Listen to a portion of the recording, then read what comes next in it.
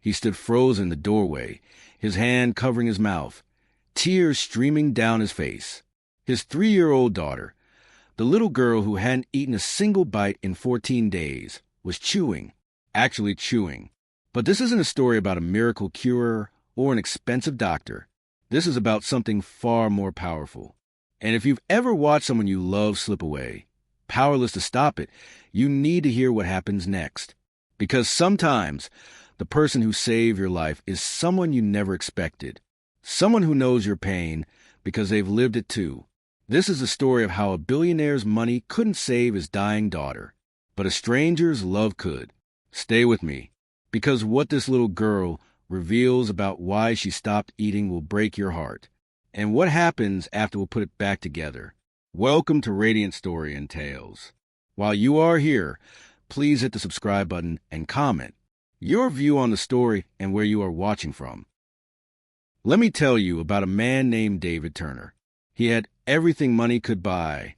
A beautiful home in the heart of London, overlooking the Thames.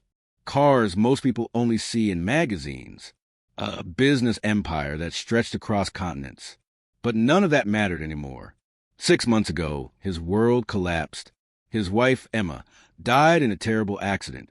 One moment she was there, laughing, living, loving. The next moment, she was gone. Just like that. No warning. No goodbye. No chance to say, I love you one more time. David had a daughter. Her name was Lily, and she was only 3 years old. How do you explain death to a 3-year-old? How do you tell a child that mommy isn't coming back? David tried. He sat Lily down. He used simple words. He held her tiny hands. But Lily didn't understand. She just knew that the most important person in her world had disappeared. And something inside that little girl broke. First, she stopped smiling. Then she stopped playing with her toys. The dollhouse Emma had bought her sat untouched in the corner. The stuffed animals gathered dust. Lily would just sit on the floor, staring at nothing, her eyes empty and hollow. Then she stopped talking. Completely. Not a single word. David would ask her questions, beg her to say something, anything. But Lily just looked at him with those sad, empty eyes and said nothing. And 2 weeks ago, she stopped eating. David panicked. He called the best doctors in London. Child psychologists flew in from around the world. Feeding specialists came to the house with charts and plans and special meals designed to make children want to eat. They tried everything. They begged. They reasoned. They offered rewards. Nothing worked. Lily just sat there, getting thinner every single day. Her cheeks became hollow. Her arms looked like little sticks. Her eyes sank deeper into her face. And David watched his daughter slowly disappear right in front of him, powerless to stop it. Mrs. Patterson, the woman who had helped raise Lily since she was born, cried every time she looked at the child. She would bring up beautiful meals on trays, perfectly arranged, nutritionally balanced, and she would bring them back down an hour later, completely untouched, every single time. David was a billionaire. He could buy anything in this world, private jets, islands, companies, but he couldn't save his daughter. And that broke him in ways he didn't know a person could break. He would sit in Lily's room for hours, just watching her, talking to her even though she never responded, begging her to eat. Please, sweetheart, just one bite. For Daddy, please. But Lily never even looked at him. At night, David would go to his office and close the door, and he would cry. Not the kind of crying you do at funerals, where people can see you and comfort you. No, this was the kind of cry you do alone, in the dark, when you feel like the world is ending and there's nothing you can do to stop it. He blamed himself. If only he had driven Emma that day, instead of letting her go alone. If only he had said, I love you one more time before she walked out the door. If only he could go back and change everything. But you can't go back. You can only move forward. And David didn't know how to do that. The house felt like a tomb. The rooms were big and beautiful and filled with expensive furniture, but they were empty. No laughter, no joy, no life, just silence. Heavy, suffocating silence. Mrs. Patterson tried her best to keep everything running. She cooked. She cleaned. She maintained the appearance of normalcy. But everyone knew this family was dying. Not just Lily. All of them. Grief was swallowing them whole. Then one morning, something changed. Mrs. Patterson told David that she had hired someone new, a young woman, to help around the house. Her name was Rachel, and she came from a neighborhood across the city where people didn't have much, where life was hard and money was tight. David barely paid attention. Another staff member. What difference would it make? Nothing could help Lily now. He had tried everything. The experts had tried everything. His daughter had made up her mind.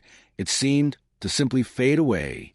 But Mrs. Patterson saw something in Rachel that David didn't see yet. When she told Rachel about Lily, about the little girl upstairs who wouldn't eat, Rachel didn't look shocked or horrified like everyone else did. She looked understanding, because Rachel knew what it felt like. When Rachel was 7 years old, her own mother died, and after that, Rachel didn't want to live anymore either. She remembered that feeling, the emptiness, the pain so deep it felt like drowning, the way food tasted like nothing in life felt like a burden. She remembered someone saving her, her grandmother, who sat with her every single day and reminded her that she was still here for a reason, that life was still worth living. Maybe, Rachel thought, maybe she could do the same for Lily. That afternoon, Rachel arrived at the Turner house for her first day. She stood at the entrance, looking up at the massive building, and whispered a prayer. God, I don't know why you brought me here, but please help me help this little girl. She didn't know that upstairs, Lily sat alone in her room, staring at a photograph of her mother, getting weaker by the hour. She didn't know that in 2 weeks, this broken family would look completely different. All she knew was that sometimes God sends help from the last place you'd expect. And sometimes the smallest act of love can change everything. Rachel's first morning in the Turner house started early. She took the bus from her small flat, watching London wake up through foggy windows. By the time she arrived at the house by the river, the sun was just starting to rise over the water. Mrs. Patterson let her in and showed her the kitchen. Rachel had never seen anything like it. Everything was spotless and expensive. Marble countertops, professional appliances, windows so big you could see all the way across the Thames. But what struck Rachel most was the silence. No music playing, no television in the background, no voices, just silence. The kind of silence that feels heavy, like grief has weight. Mrs. Patterson handed her an apron and asked her to help with breakfast. Rachel watched as the older woman carefully arranged a plate with scrambled eggs, fresh fruit, and toast cut into perfect triangles. Every detail was precise, like she was preparing something sacred. Does Lily ever ask for anything? Rachel asked quietly. Mrs. Patterson's face fell.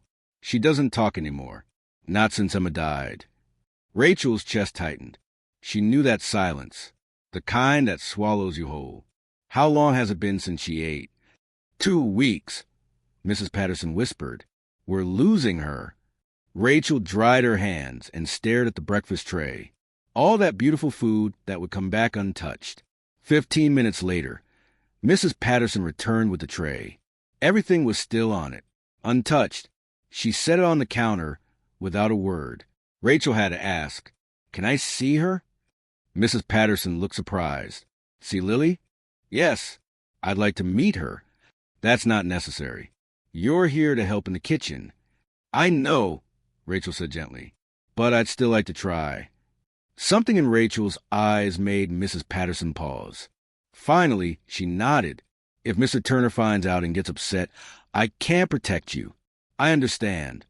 Rachel walked up the stairs slowly. The hallway was lined with photographs.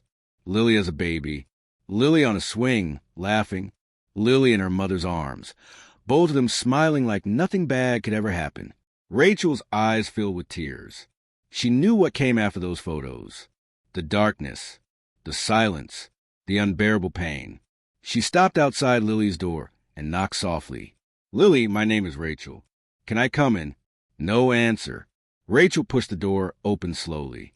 The room was beautiful. Pink walls, toys everywhere, a dollhouse in the corner. But none of it had been touched in months. And on the floor, sitting with her back against the bed, was Lily. Rachel's breath caught. The little girl looked so small, so fragile. Her blonde hair hung around her pale face. Her eyes stared at nothing. Rachel didn't rush over. She didn't force anything. She just pulled a chair over and sat down maybe 6 feet away. And she waited. Minutes passed. The light from the window moved across the floor. Finally, Rachel spoke, her voice barely above a whisper. No, Lily, you don't have to eat if you don't want to. Lily's eyes flickered. Just barely. My grandma used to say that when someone's heart hurts too much, food doesn't feel right anymore, Rachel continued. Like everything tastes wrong. Like it doesn't belong. Lily's head turned just a fraction. She was listening. I lost my mama when I was 7, Rachel said softly. And after she died, I didn't want to eat either. Nothing made sense. I kept thinking, why should I eat when she can't? Silence. Then, so quietly Rachel almost missed it. Your mama died? Rachel's eyes filled with tears. Yes, sweetheart. She did. Lily turned to look at her. Really look at her. Mine too. I know, Rachel whispered. Mrs. Patterson told me. I'm so sorry. They sat there, two people who understood the same pain, looking at each other across the room. Did it hurt? Lily asked. Rachel didn't lie. Every single day. Does it still hurt? Sometimes, but not the same way. It gets softer, like it's still there, but it doesn't cut as deep anymore. Lily's lip trembled. For the first time in weeks, something in her eyes changed. Not happiness, not relief, just recognition. Like she'd finally found someone who understood. Will you stay? Lily whispered. Rachel's voice broke. As long as you want me to.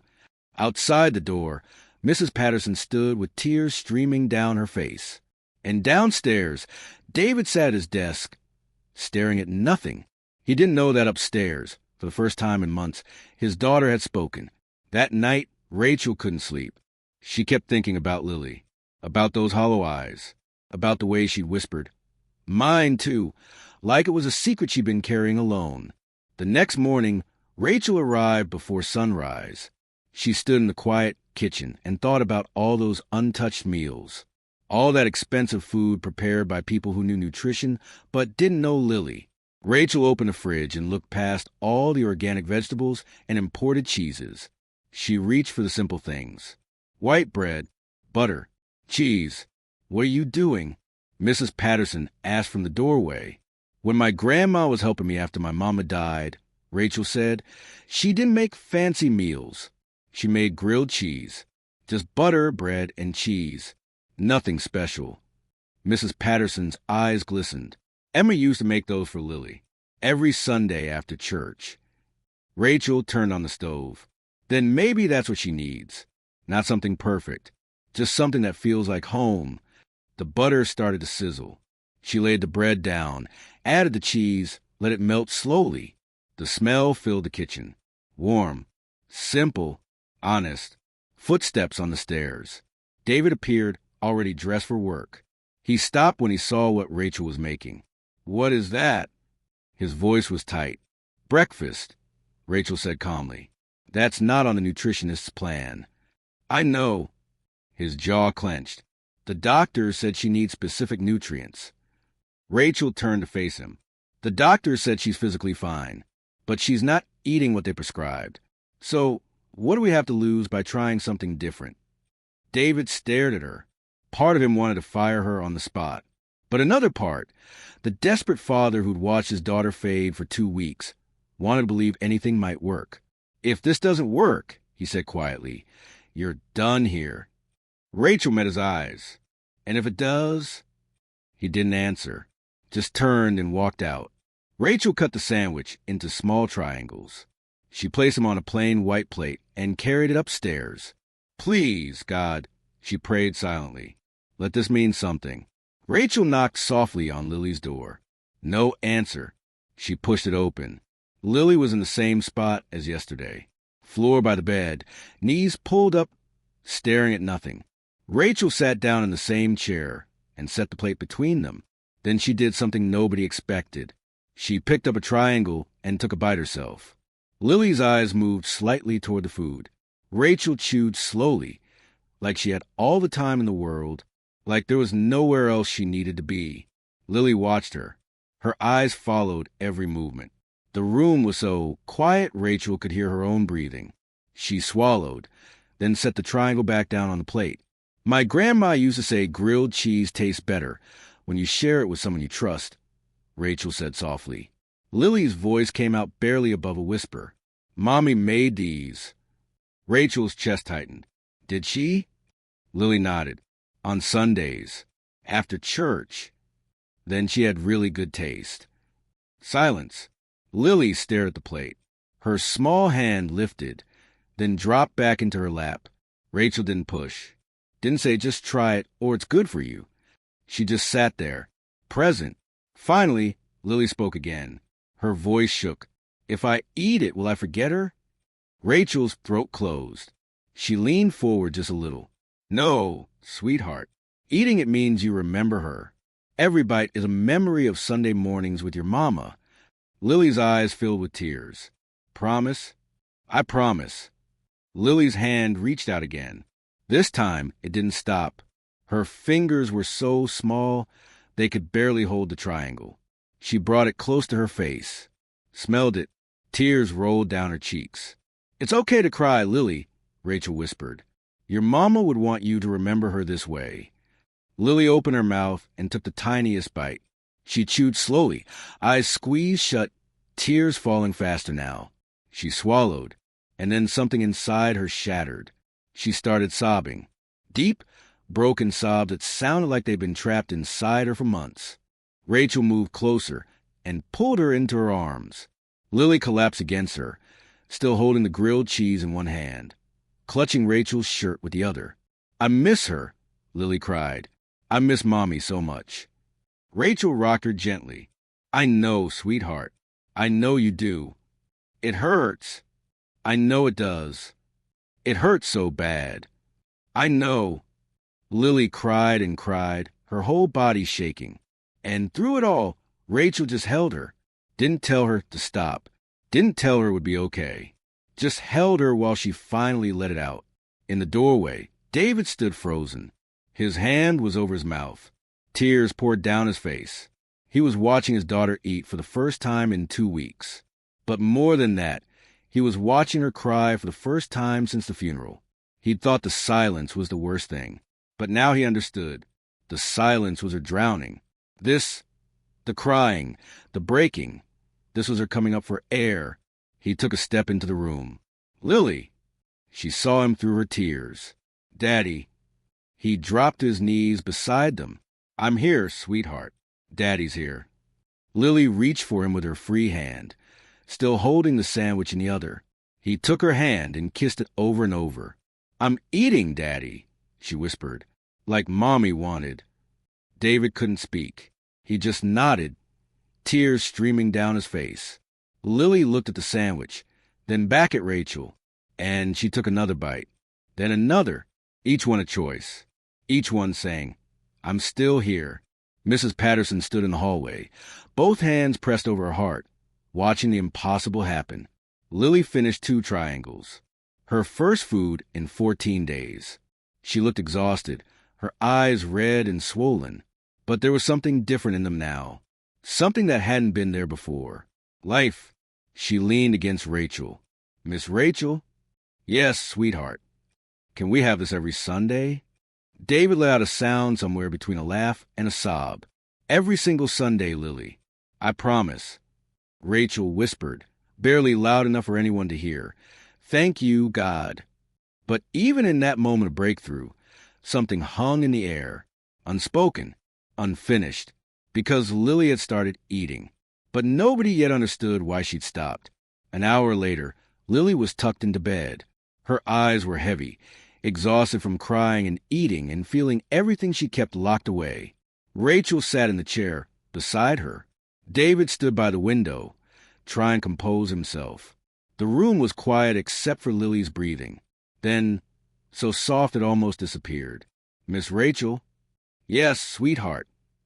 Why did the doctors try to make me better when I didn't want to be better? The air went still. David turned from the window. Rachel's heart stopped. What do you mean, Lily? Lily's voice was small, honest, the way only a child can be. I wanted to go to Mommy. Rachel couldn't breathe. David took a step closer, his voice breaking.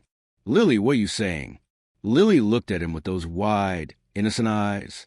Grandma said Mommy went to heaven, so I thought if I stopped eating, I could go there too. The words hung in the air like broken glass. David made a strangled sound and pressed his hand to his mouth. I tried really hard, Lily whispered, but it hurt. My tummy hurt and my head hurt, and I got so tired. But I kept thinking if I just waited a little longer, I'd see her again. David crossed the room and dropped to his knees beside the bed. Baby, why didn't you tell me? Lily's lip trembled. You were always sad, Daddy.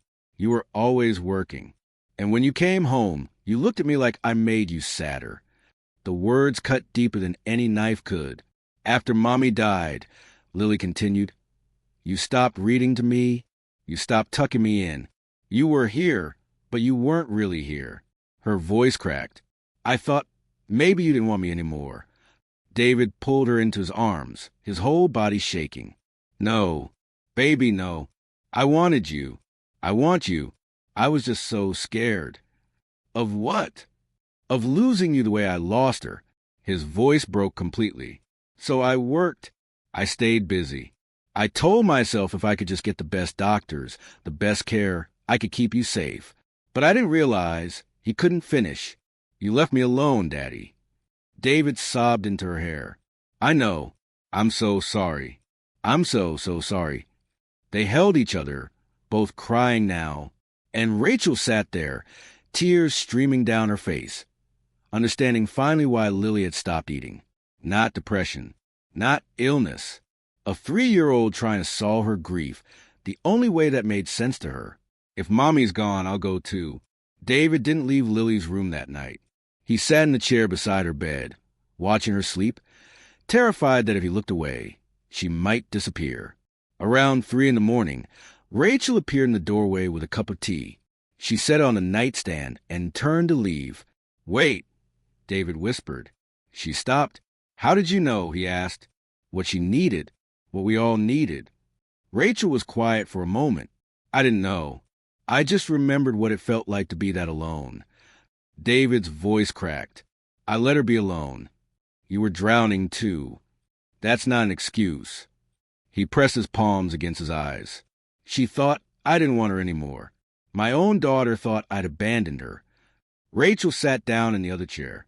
You didn't abandon her. You just didn't know how to reach her. I should have known. I'm her father. You were grieving too. You lost your wife. You were trying to survive. By pushing away my daughter? By protecting yourself the only way you knew how, Rachel said gently. Grief makes us do strange things. We push away the people we love most because loving them hurts too much. David stared at Lily's sleeping face. I almost lost her. But you didn't. Because a stranger walked into my house and saw what I was too blind to see. Rachel shook her head. I'm not the one who saved her. You are. He looked at her, confused. She didn't need me to feed her, Rachel explained. She needed her father to come back. And tonight you did. They sat in silence for a long time. Finally, David spoke. When Emma died, I told myself I had to be strong, had to keep everything together. I couldn't fall apart because Lily needed me. He paused, but I was falling apart every single day.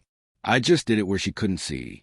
So she thought you'd moved on, and she thought she had to do the same. His voice broke, or follow her mother. Rachel reached over and squeezed his hand. Just once. You're here now. That's what matters. I don't know how to do this, how to be what she needs. You don't have to know. You just have to show up. David nodded slowly. Rachel stood to leave. Rachel? She turned. Thank you, he said, voice thick, for not giving up on her. On us. Rachel's eyes glistened. That's not something you give up on.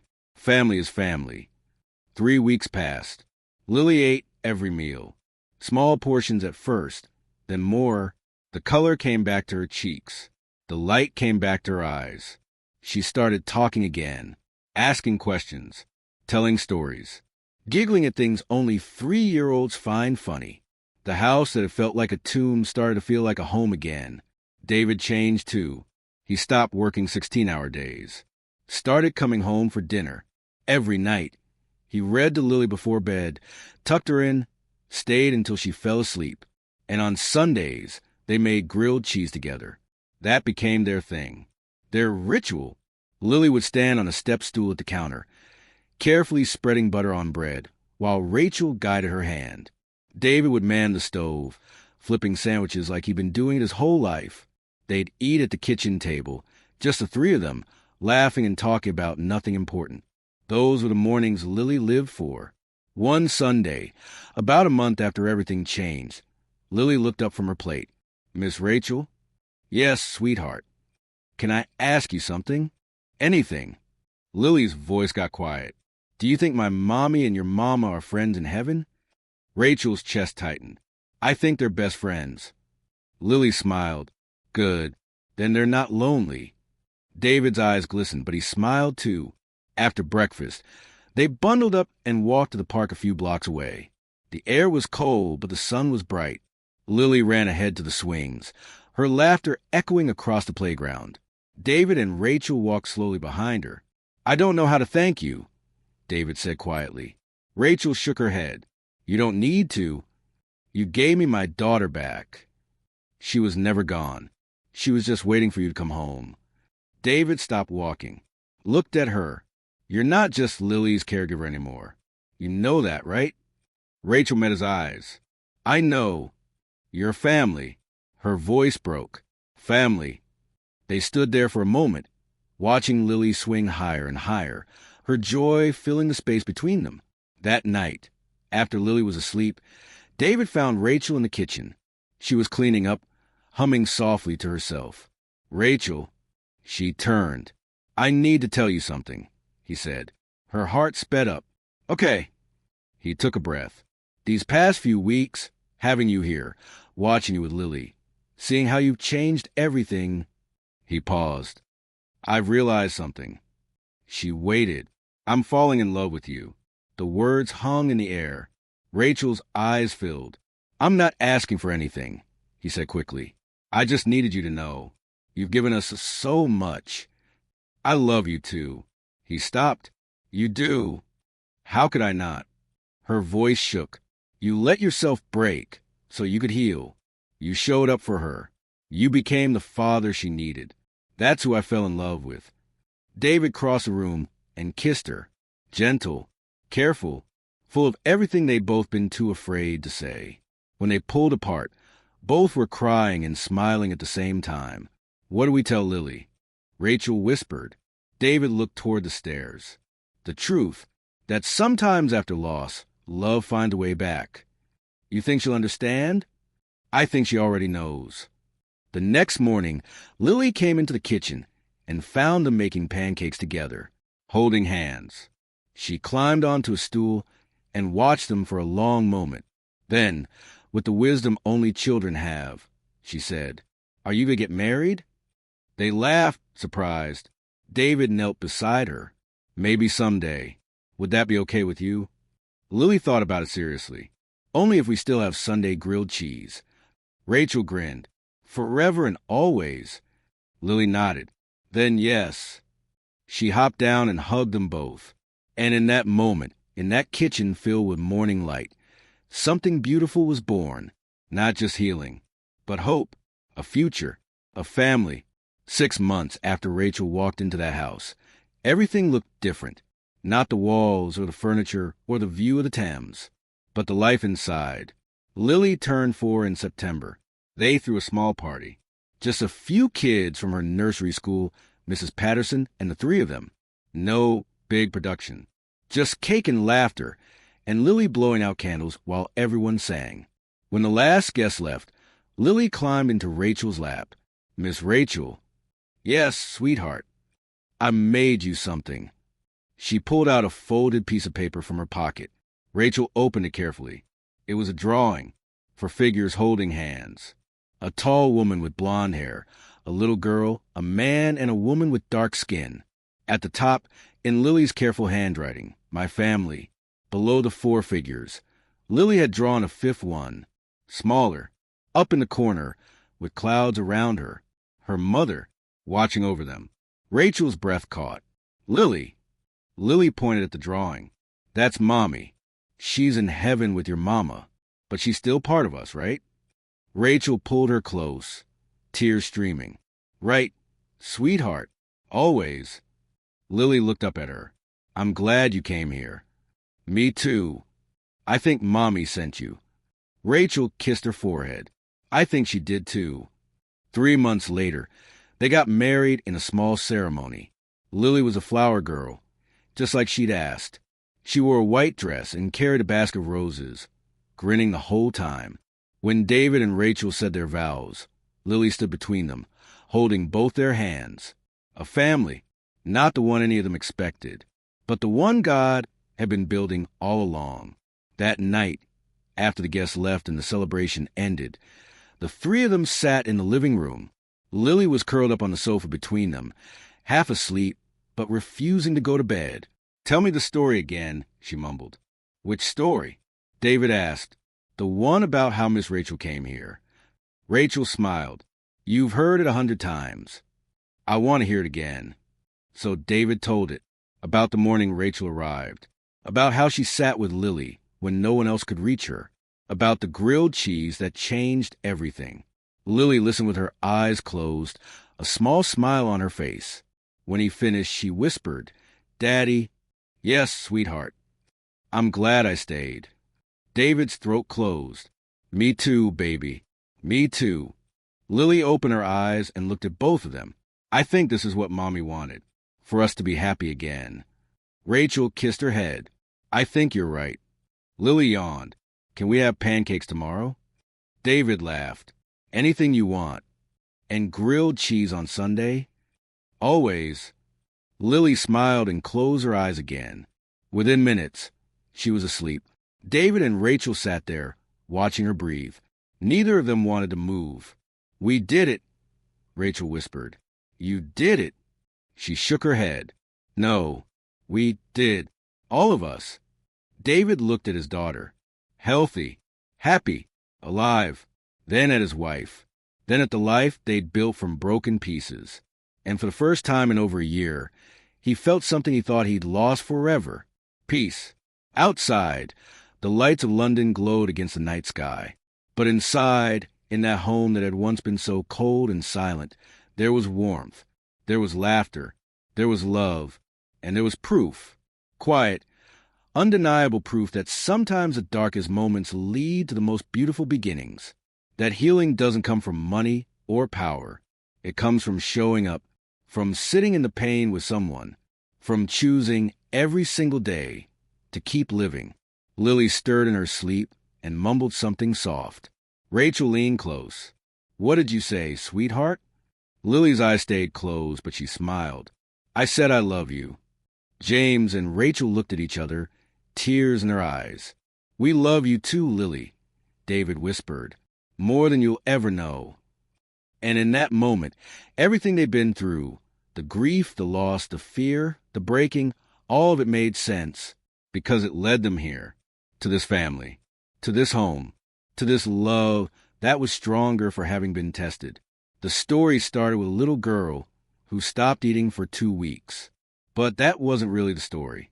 The story was what happened after, when a humble woman walked into a broken home and reminded everyone inside that they were worth fighting for, that love doesn't give up, that sometimes God's greatest miracles don't look like miracles at all.